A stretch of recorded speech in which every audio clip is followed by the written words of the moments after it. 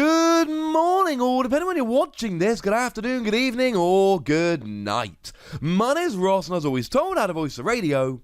So today, we need to take a little bit of a look at Dragapult V and Dragapult V Max. You see, ladies and gentlemen, I don't like to say very often that something is the best new deck, the best new Pokemon. Blanket statements like that, I try and stay away from until I'm absolutely sure. I'm getting pretty sure about Dragapult V and Dragapult V Max. Because you see, it is winning a lot over in Japan. And what is even more unusual about this, it is winning in a lot of different ways. In this video alone, I'm going to give you 5 different ways in which this deck can win. It's all based around Dragapult and Dragapult V Max, but the way in which you play these cards can be vastly different. Although at the beginning, right, shout out to the lovely Talonite X over on Twitter, who has been hooking us up with deck lists and generally making our life a lot easier. Now, Dragapult V can do 1 Psychic Energy 30 damage, no one really cares. But 2 Psychic Energy 60 damage, if it was on the bench and became active this turn, 140, that we can get behind. That's a really good attack. So there is a version of the deck you could play whereby you use loads of switch and a skateboard and all of that good stuff to be switching in and out of the active regularly so that you can be using this a lot more often. That is absolutely something you could be doing. Obviously, if you do, make sure you play the Jirachi with a ridiculous ability when it's in the active. Look at the top 5 cards of your deck, find a trainer, put it in your hand, and then Jirachi goes to sleep, but a skateboard gives you free retreat. Even if you're asleep, job's a good un.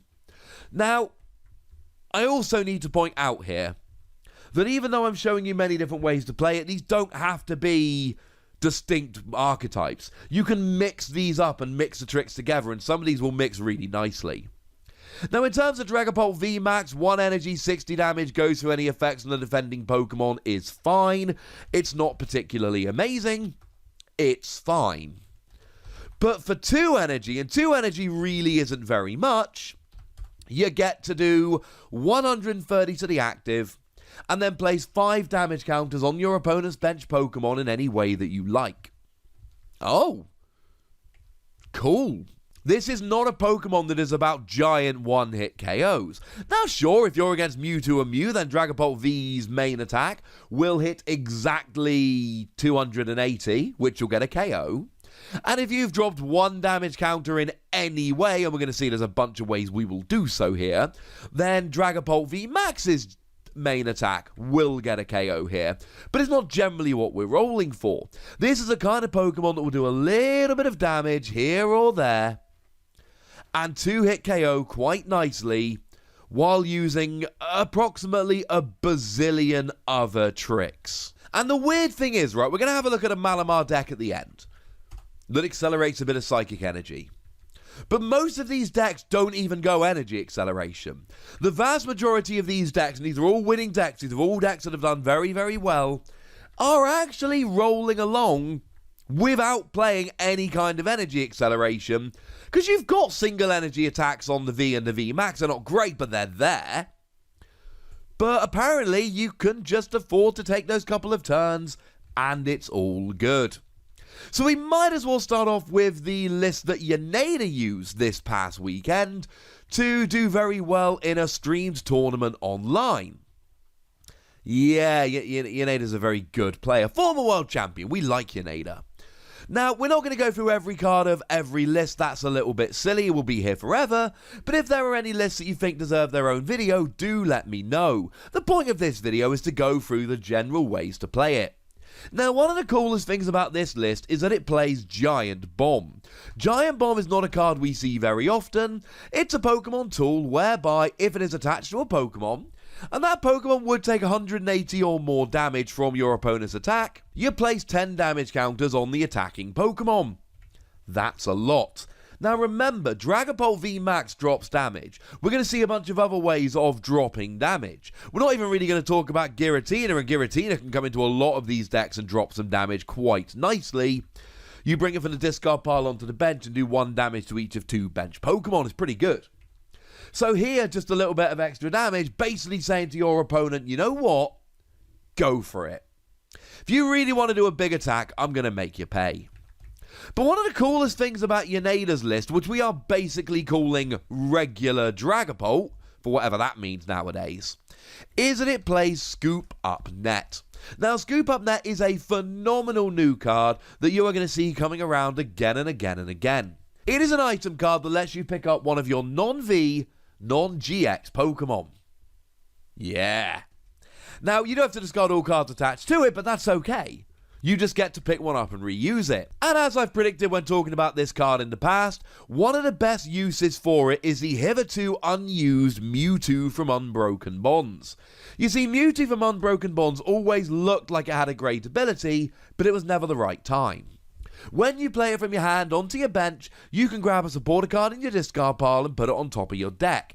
It seemed amazing, but there were two giant problems with it. First of all, you had to actually draw the supporter card you put on top of your deck, not always that easy. Second of all, it's a one-shot deal and then it's taking up a bench space. That's a bit awkward. Well, we solved both of those problems. Reusing it is Scoop Up Net. Now, every time you draw into Scoop Up Net, you can just reuse Mewtwo. That's really good. The whole drawing the cards you just put on top of your deck, well, that is solved by Oranguru. Oranguru is awesome. It lets you swap a card in your hand for a card on the top of your deck. Oh. So now what you essentially do is you put a supporter card on top of your deck using Mewtwo, and then draw it with Oranguru. Yes, you've got to put a card that's already in your hand on top of your deck to do so, but it's really not that bad. Do you really need every single card in your hand every single turn? Sometimes you do. Fine. But the rest of the time, you basically got Oranguru to just grab the card. So now, with Scoop Up Net to reuse it and Oranguru to draw the card that goes on top of your deck, Mewtwo all of a sudden becomes an amazing card. Now, the two cards we're generally using here are Boss's Orders. It's a reprint of Lysander. It basically means you've got access to Gusting whenever you want it. It's ridiculous. Now, if you draw a Boss's Orders or a Mewtwo or a Scoop Up Net, you've got access to Gusting. That's pretty nuts. And also Team Skull Grunt. And I'm not going to pretend that Team Yell Grunt has been an amazing card that everyone has been fawning over. It's not. It hasn't been. But what it does is it takes an energy attached to one of your opponent's Pokemon, and it makes your opponent put that card into their hand. But if you're doing this over and over and over again, your opponent will soon run out of energy, and that's kind of hilarious. The other Pokemon we use here is Galarian Zigzagoon. You play it down, you drop a damage counter on one of your opponent's Pokemon. It's great. It means you can do extra damage. I told you that one of the things we see over and over again with these Dragapult decks is dropping extra damage, and I wasn't lying. Now, one of the weirder lists we've seen here is using the Gengar from Sword and Shield. You see, the Gengar from Sword and Shield says, as often as you like during your turn, you may move one damage counter from one of your Psychic Pokemon to another of your Psychic Pokemon. Just lets you move damage around your Psychic Pokemon. And of course, one use for this could just be knocking out little Psychic Pokemon to keep your Dragapult alive. Because that's the whole point of Gengar, right? The whole point of Gengar is to keep your Dragapult alive, because it's a better Pokemon. But remember that Scoop Up Net card I just told you about? Yeah. Take something like a Giratina, for instance, got 120 HP as a basic Pokemon, and then essentially what you do is you just pick it up. Put 120 damage on it and pick it up. And because you've got 130, you'll survive. It basically turns it into a Hyper Potion, but without any discarding energy or all of that rubbish. It means that with Giratina on the field and a Scoop Up Net in hand, you're healing 120. That's a little bit silly. Now, one of the lists we could have seen coming is Cinccino. Now, I said there's no energy acceleration. I suppose Cinccino kinda counts here. The ability Make Do lets you discard a card from your hand and draw 2 cards. That's good. And the attack Energy Assist for 1 colourless energy does 40 damage. And you attach a basic energy from your discard pile to one of your benched Pokemon. Oh. Yeah, that's kind of cool. Now, the thing is, this isn't great energy acceleration, because you're attaching 1 energy to Cinccino to accelerate 1 energy. You need to attack with Cinccino twice to end up with 1 extra energy on the field. It's not like something like Malamar that's pumping out extra energy, let's be clear. However, for a couple of turns it can be good. The problem is that Cinccino is quite weak and quite easy to KO and probably won't last more than 1 turn, while this is a deck that uses Mareep and Slumbering Forest. Yeah, that's right, ladies and gentlemen. You see, Mareep and Slumbering Forest basically keep your opponent asleep turn after turn. Mareep, if it's in the active, you just get to put your opponent's active to sleep. It's kind of a broken ability. And then you've got Slumbering Forest, which says that an asleep Pokemon needs to flip 2 coins between turns and flip double heads in order to wake up. So they've only got a 25% chance of waking up.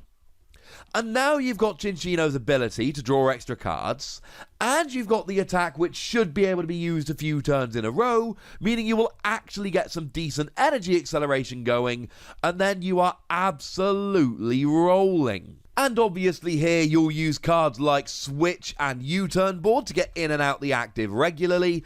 I told you that using cards like these are good for Dragapult because you do extra damage with the first attack, and I meant it, or the big attack on Dragapult V. And I told you that Jirachi was a very good option when doing this, and I meant it. But so is Mareep, ladies and gentlemen. So is Mareep. And obviously here Marnie becomes an awesome option because you put your opponent down to a 4-card hand.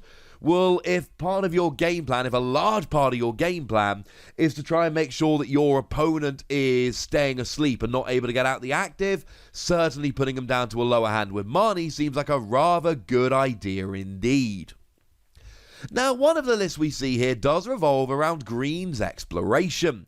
Now, Green's Exploration is that card that lets you search for any 2 trainer cards, but only if you've got no Pokemon with abilities on the field.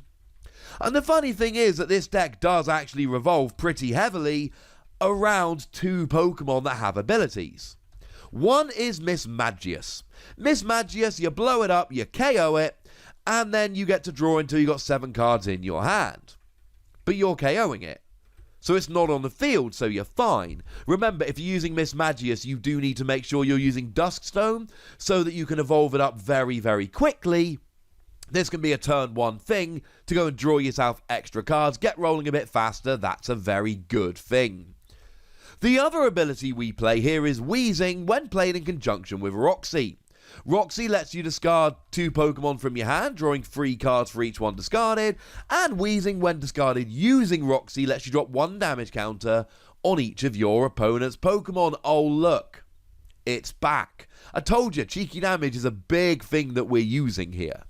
Now, they're the only Pokemon we actually play in the deck, and the whole point of this is that you're just going consistent, you're going fast, and you got cheeky damage with stuff like Wheezing. Bearing in mind, let's say you use 2 Dragapult V Max, blowing up 2 Miss Magius does nothing. If I blow up 2 Miss Magius, my opponent needs to take 4 prizes to win. If they KO a Dragapult V Max, they now need to take 1 prize to win. But if the only Pokemon I've got on the field are Dragapult V Max, they might only need to take 1 prize to win, but the only option they've got is knocking out a Dragapult V Max, which gives up 3 prizes. Yeah, they're taking 8 prizes to win. It basically means that you're KOing Miss Magius and nothing goes wrong. That's kind of cool. The other thing we do see with this deck is mixed herbs. You play 2 of them at the same time, and you get to heal 90 damage while healing all special conditions. It's pretty gosh darned good. And let's not forget that using Green's Exploration means you will be able to go and search both of them out at the same time. I cannot be the only one that thinks that sounds pretty good. Now, this might be a good time to tell you about Horror Energy. Now, let's be clear. Yoneda's deck did play Horror Energy, and the Gengar deck did play Horror Energy, and this deck does play Horror Energy. Oh yeah, and the Cinccino build did play Horror Energy, and spoiler alert, the one I'm going to tell you about in a minute, the last one, does play Horror Energy. Maybe I should have mentioned it at the beginning of the video. Doesn't really matter, I'm mentioning it now. I've been talking a lot about cheeky damage, and Horror Energy, when attached to Dragapult, if it takes damage, your opponent takes 2 damage counters. We've seen a few different options for cheeky damage. This is just one more of them. And because you're largely in these decks manually attaching, it really doesn't matter if you're manually attaching Horror Energy. Maybe against decks that are really going after your special energy, but outside of that, this is just a great option, and you should expect to see it in all these Dragapult decks.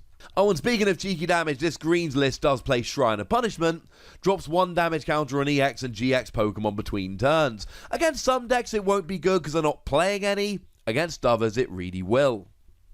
And then we see more of a traditional Malamar list. It's got Malamar. Each Malamar accelerates 1 psychic energy from your discard pile to one of your bench per Malamar per turn. Cool. It's good. It's the same way we've always done it. The thing is, we now just make Dragapult the centre of it, and we still see a couple of the same techs we've always seen. We still see the Blacephalon, most recent Blacephalon, the one that does 4 damage counters dropped for 2 energy, or if your opponent has exactly 3 prizes remaining, 12 damage counters, that's pretty good. And we do see that we're still playing that Nihilego that these decks have played for so long, and Nihilego can either confuse and poison for 1 energy, or if your opponent's got exactly 2 prize cards remaining, you can copy any attack from any of their Pokemon on the field. And just because the Malamar list is a list that's happened to play these, doesn't mean these two couldn't be played in any of the other lists I've shown you. Like I've said, you can mix and match quite nicely here. Now this deck does also play Spell Tag. Again, Spell Tag could go into any of the other lists if you've got the space. And Spell Tag is a tool that when attached to a Psychic Pokemon, if that Psychic Pokemon gets KO'd, you get to place 4 damage counters on your opponent's Pokemon in any way that you like. And because we're not worrying about accelerating Psychic Energy here, we actually play Yveltal GX. Now we play it almost entirely for the GX attack. 1 Darkness Energy, if the defending Pokemon has exactly 4 damage counters on, you exactly get a KO. Well, Spell Tag can drop 4 damage counters on 1 Pokemon, and Dragapult V Max can drop 4 damage counters on one of your opponent's Pokemon. It's 5 on the bench in any way you like, so that's fine. Giratina can help. Horror Energy can help if your opponent attacks into you, and they might end up not attacking into you because then they'll be on exactly 4 damage counters and they know you play Yveltal. Or Shrine of Punishment can help you. Galarian Zigzagoon can help you. The point I'm making here is that there's actually a whole bunch of different ways you can drop the damage here to use Yveltal. And because you're using Yveltal, your stadium of choice here will be Viridian Forest. Viridian Forest lets you discard a card from your hand and then search your deck for a basic energy and put it in your hand. Because you're only playing a couple of Darkness Energy for Yveltal, it becomes pretty important to play Viridian Forest to help you search them out. But do remember that Malamar accelerates energy from the discard pile, so being able to discard a couple of Psychic Energy using Viridian Forest can also be a pretty gosh darn good thing. Dragapult VMAX is legit. I am not telling you it is definitely going to become the best card in the game when it's released over here, but I am telling you that when Rebel Clash drops, from everything we've seen, this is going to be the best Pokemon in Rebel Clash. No, it's not going to be as good as Boss's Orders, nothing in the set is. But I think we should all be expecting Dragapult VMAX to be a phenomenal card that really starts taking over. When I say it's the best new Pokemon, I don't say that lightly, and it's not intended to be hyperbole or clickbait. That is me looking around at the meta, at the landscape in which it's already been released over in Japan and going, hang on a second. Firstly, this is winning a lot. Secondly, it just won that little tournament they had over in Japan, the streamed one that had really good players in. And thirdly, it's winning in many different ways. I'm not overhyping Dragapult. I am telling you how gosh darn good it is. But I'd like to know how good you think it is and whether you agree with me, so let me know in the comment section. Go nuts, be nice. And then make sure you like this video, subscribe to this channel, follow me on Twitter at TheWassy, and Twitch for some live action at twitch.tv/PTCGRadio. If you want to support the channel, get some bonus podcasts and all that good stuff, head on over to patreon.com/PTCGRadio, where you can do exactly that. And please do make sure you're checking out youtube.com/WassyPlays, where we find out about a whole bunch of games that don't have Pokemon in, but are awesome and we love them. But by far the most important thing, as always, look after yourselves till next time, would ya?